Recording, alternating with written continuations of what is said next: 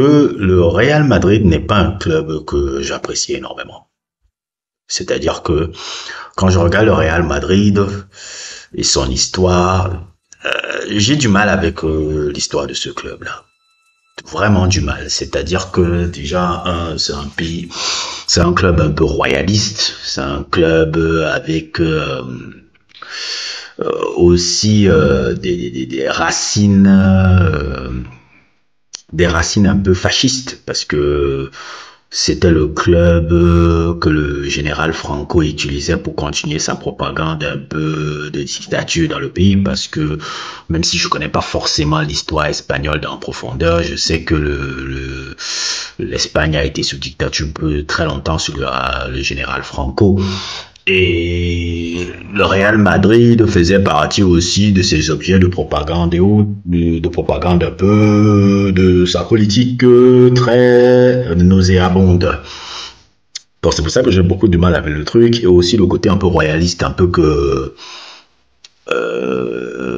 le Real Madrid peut avoir un peu. Les supporters du Real aussi, il y a beaucoup de, je sais pas si ça existe encore, mais pendant très longtemps les pro-Franco étaient encore là, même encore jusqu'aux années 90-2000. Je me rappelle encore qu'il y avait beaucoup de pro-Franco qu'on voyait encore dans les stades.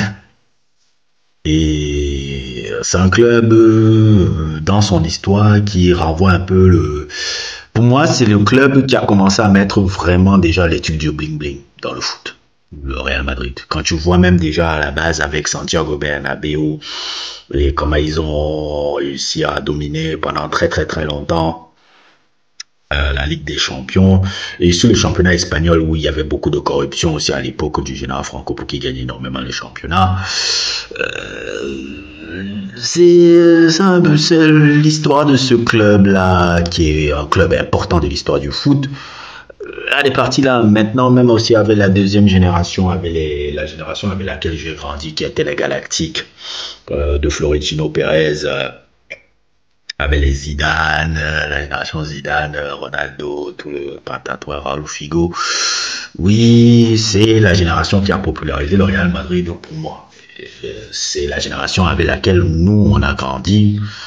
Et bon, même à cette époque-là, j'étais pas forcément gaga. Et même actuellement, avec la génération Galactique 2/BBC, tout qui ont vaincu aussi de 4 Ligues des Champions, voire même 5 Ligues des Champions aussi consécutives. Je n'ai pas d'atome crochu. Je respecte je respecte ce qu'ils ont accompli, mais je n'ai pas d'atome crochu avec ces générations du Real Madrid. Sauf une. Quand j'ai découvert cette génération-là, la Quinta del Butre.